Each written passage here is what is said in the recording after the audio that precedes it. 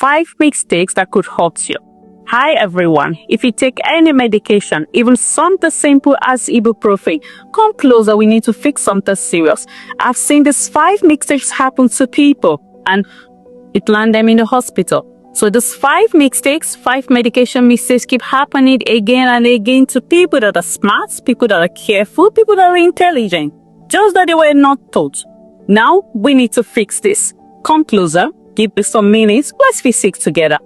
I am Dr. Gloria. Welcome to Ask Dr. Gloria channel once again. Now, out of those mistakes 5, listen to me carefully and be patient, okay? Before I go into the first mistake, I want to tell a story. And you will understand my story later. Mama Neka, who likes story? Do you like story? Okay, let me tell you a story. I will have a lot of story in today's video. So, Mama Neka, she's a grandma. 80 years old grandma. She's a hypertensive. And she had a son. And the son is around 45, 50s and also hypertensive. And hope you know high blood pressure could be genetic, right? 30 to 60% of high blood pressure are linked to hereditary, okay? So, and the son came to visit. Both of them are on antihypertensive drug, that is high blood pressure drug. Both of them are on antihypertensive drug. So the son came to visit Mama Neka and he forgot his drug. And out of love, Mama Neka said, Grandma was 80 years old. And she said, oh, don't worry, I can give you part of my hypertensive drugs. And mind you, Mama Neka hypertensive drug, it's thiazide, the ones we call whopper pill. And the son, let's say Emeka, yes. Emeka is on, let's say, AC inhibitors, okay, and another type of antihypertensive, let's say lisinopril. Yes, let's say it's one of those. Mama Neka did it out of love, giving his water pills, the thiazide, to the son that is on lisinopril. Not knowing that, he's causing the son the harm. This comes in a place of love, right? Okay, now, let's continue with the 5 mistakes. You will understand my story later. Now, the first mistakes I see is stopping medication early, okay? Starting medication early because you feel better. Just because you feel better does not mean that you feel you should stop the medication. Now, in a battlefield, the strongest soldiers are the ones that they will fight and fight to the last day. Same thing with the infection.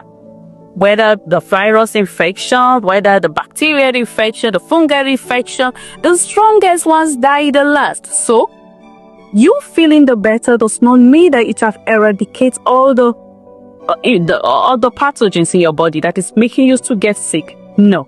So, you can't stop your medication even if you feel better. Just because you feel better on the 3rd day does not mean that you should stop the medication. For example, antibiotics. Antibiotics always fall a victim on this day, actually.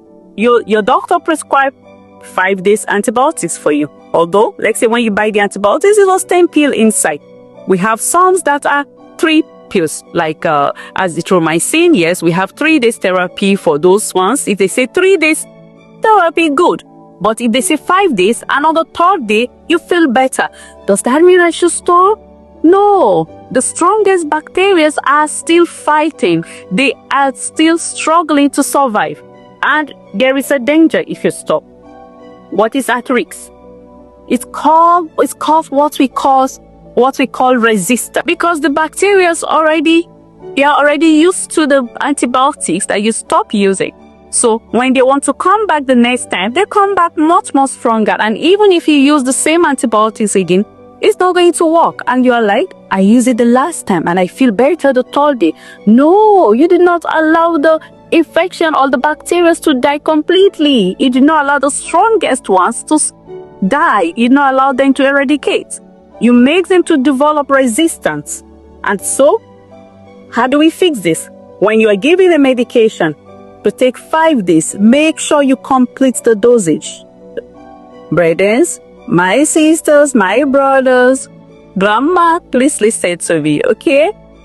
Complete your medication, okay? Complete your medication, even for your children. Just because your child feels better does not mean you should stop the medication. So, finish your medication on time as prescribed for you by the pharmacist, by the doctors. Finish your medication in order not to allow the microorganism to develop resistance, which is what is happening today. People are using drugs, the microorganisms develop resistance to them, and when they use the same drugs again and other drugs, no drug is working again because the microorganism already used to the drugs.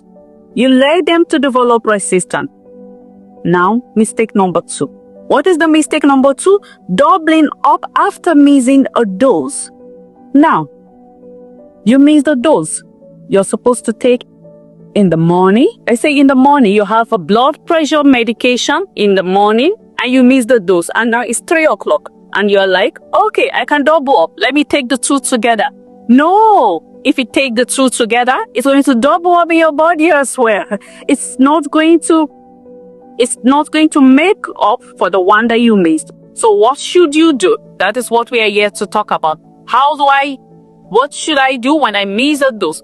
There are some things I want to talk about, but the most important one, if you have access to your profession, to your medical professional, you have access to your pharmacist, the best way is to call them. Call them and ask, what should I do? I miss a dose. What should I do? They will tell you what to do.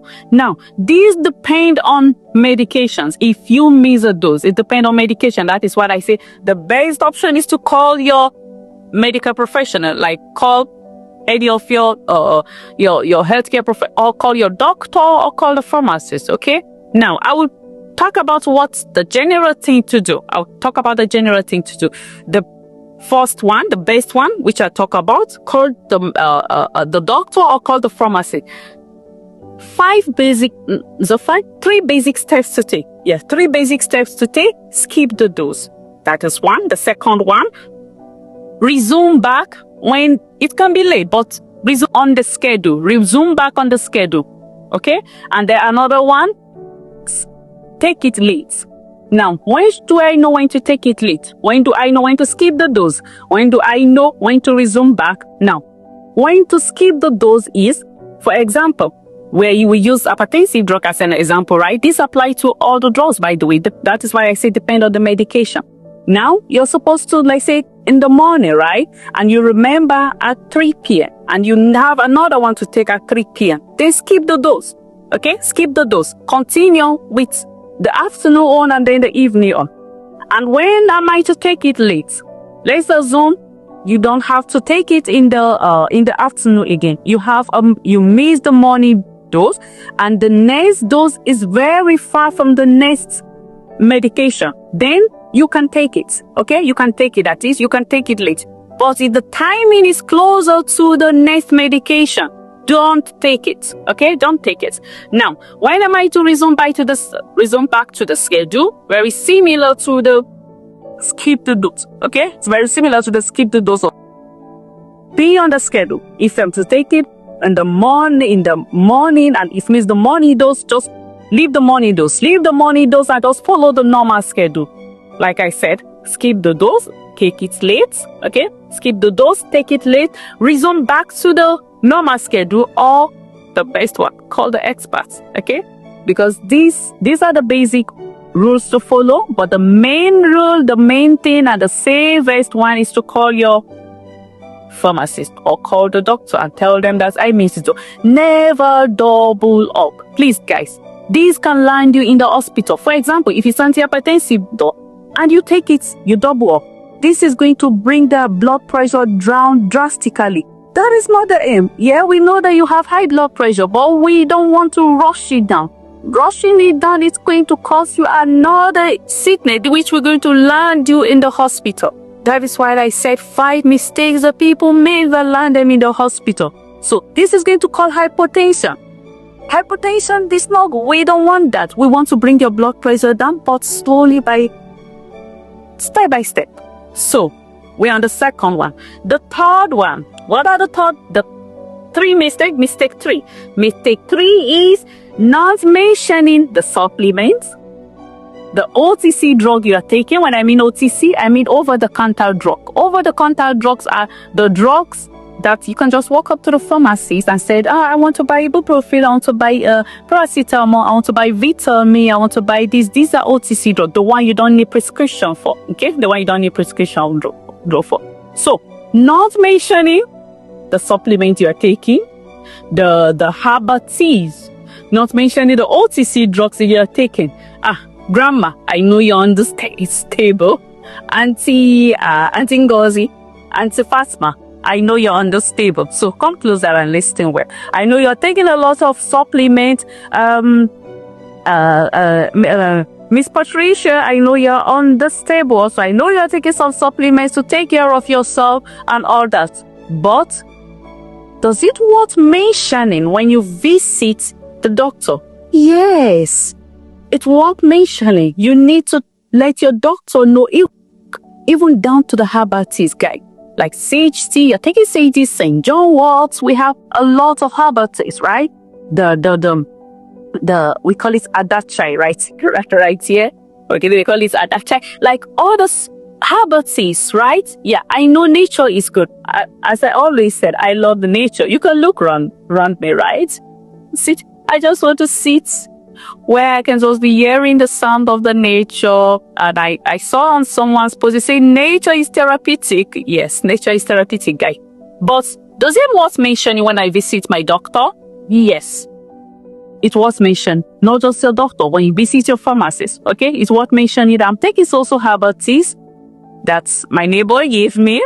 I'm taking also OTC drugs. I'm taking also vitamins. It was mentioning. Why does it worth mentioning? I know you will ask, why are you saying it's worth mentioning? It's just an harmless tea.